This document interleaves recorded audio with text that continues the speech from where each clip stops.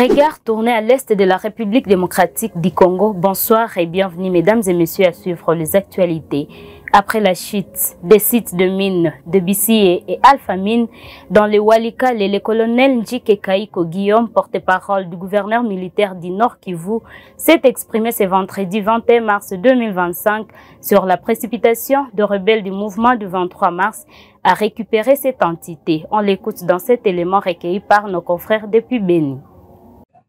Vous voyez cette précipitation de l'ennemi vers Walikale, plus précisément à Alpha Mine et à Bissié. Cela prouve à suffisance que les minéraux de la République démocratique du Congo ont des rapports avec l'agression dont nous faisons l'objet aujourd'hui de la part du Rwanda et de ses multiples alliés.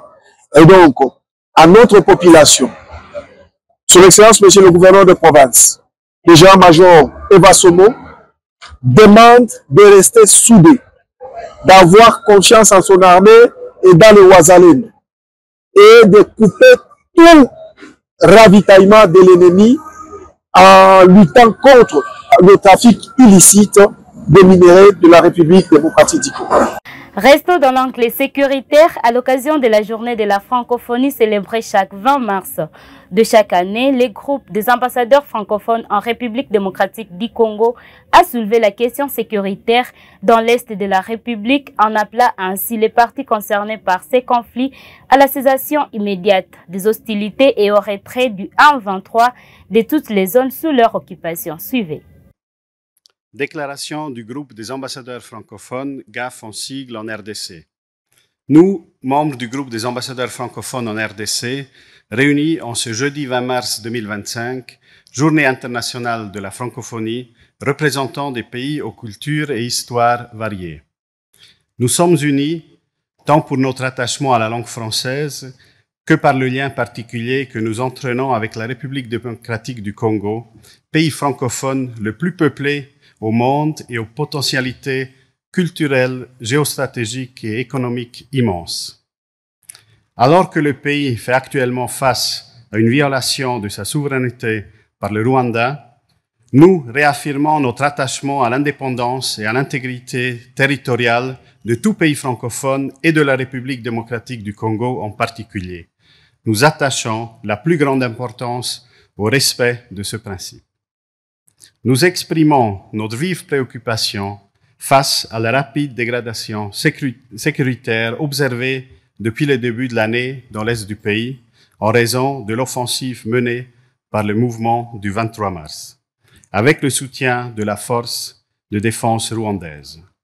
Cette offensive a conduit à la prise de contrôle principalement des villes de Goma et Bukavu, chef-lieu du Nord et du Sud Kivu, les 28 janvier et 14 février 2025.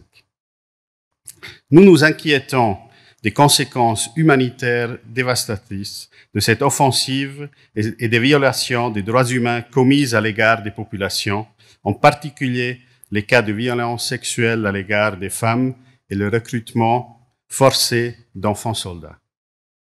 Nous appelons à la cessation immédiate des hostilités, au retrait du M23 de toutes les zones qu'il occupe illégalement et au démantèlement des administrations parallèles illégitimes qu'il a mises en place.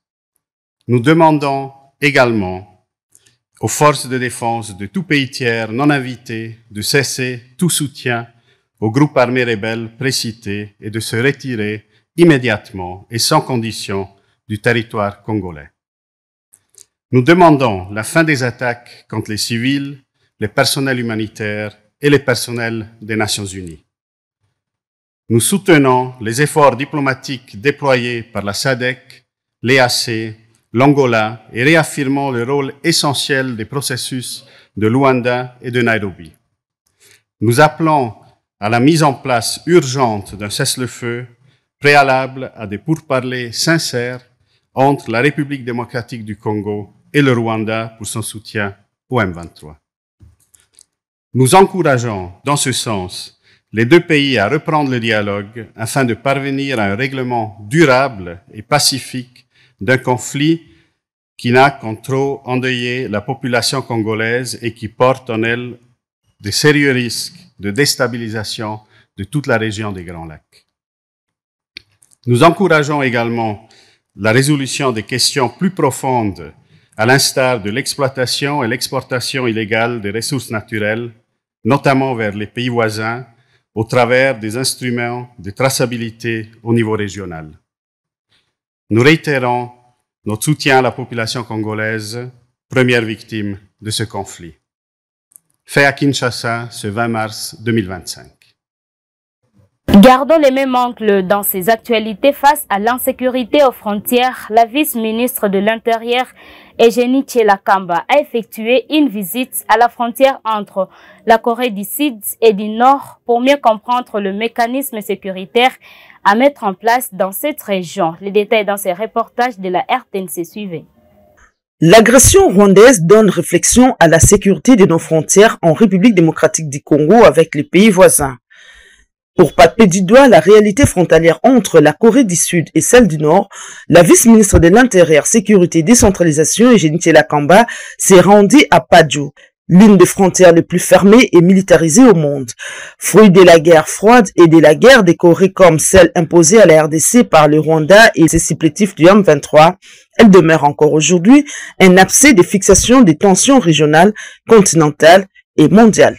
Après avoir traversé le fleuve Anekonga grâce à une tyrolienne touriste, le numéro 2 de la territoriale n'a pas voulu rater un seul instant pour comprendre le mécanisme efficace mis en place par l'État coréen du Sud pour la sécurité de ses frontières maintenant plus de 50 ans. Sur place, Eugénie Tshilakamba a eu des explications claires et nettes de la part des forces de défense coréennes piquées à la première ligne de front. Cette frontière entre deux pays est truffée des clôtures de fils de fer barbelés et des champs de mines, ce qui rend toute tentative de traversée extrêmement dangereuse. La vice-ministre de l'Intérieur et toute sa délégation repartent avec une satisfaction totale pour une mission accomplie. À la fin de ces actualités, rendons-nous en ville de Beni. Mort par balle en pleine journée du 13 février 2025, la dépouille de l'artiste et musicien Idengo Delcat sera mise en terre demain samedi 22 mars 2025 à Oicha, ville de Beni. Un groupe d'artistes de Butembo et ses environs demande à la population de rendre des hommages dignes à ces derniers. Ils se sont exprimés devant les caméras de Eka News depuis Butembo. Suivez. Ici, que demain à partir de 9h, nous allons exposer son corps au niveau du rond-point VGH à Butembo. Donc nous profitons à appeler toute la population de Butembo de venir rendre un hommage digne et mérité à notre héros Delcat Idengo au rond-point VGH à partir de 9h. À 11h, nous prenons la route Beni. Et vers 12h, nous serons à Oicha, chez lui à la maison. Et après, nous allons remettre les corps de notre héros dans la morgue à Beni et le deuil s'organise chez lui à Oicha. Chez lui à Oicha. Nous profitons à remercier toute la population, chacun à son niveau, qui a tout fait pour que le corps soit là. L'attitude à prendre, c'est que nous nous habillons en tenue de deuil, noir si vous en avez, et si vous n'en avez pas, venez, mais soyons quand même calmes, très posés. Quand on est à deuil, on ne se bagarre pas. Donc nous devons manifester un esprit de deuil et également de maturité. Et ça, c'est très important. Peut-être un message à tous ceux-là qui voulaient politiser cette question. Delcat Idengo, c'est un citoyen congolais. Et il est apolitique. Ça doit être connu. Donc, si quelqu'un a fait quelque chose, nous le remercions. Que Dieu lui bénisse. Nous sommes africains et de surcroît, nous sommes à Beni, Butembo, Lubero. Nous savons nos coutumes. Nous ne devons pas les perdre juste pour des visibilités. Ce n'est pas honorable. Et ce n'est pas tout le monde qui communique. Ce n'est pas non plus Clovis. La communication s'est faite à synergie. J'avais fait la première communication au lieu de la famille. Aujourd'hui, j'ai fait cette communication, mais nous allons le faire ensemble avec les amis qui sont à Beni. Parce qu'il y a une organisation à Beni, je l'ai dit. Il y a une organisation à Beni. C'est cette organisation qui communique. Et ici, ce sont les amis qui communiquent. Je n'ai que porte-parole, dire ce que nous avons décidé ici. Et c'est très important. Vous avez été nombreux à suivre cette édition du journal. Mesdames et messieurs, merci pour votre attention.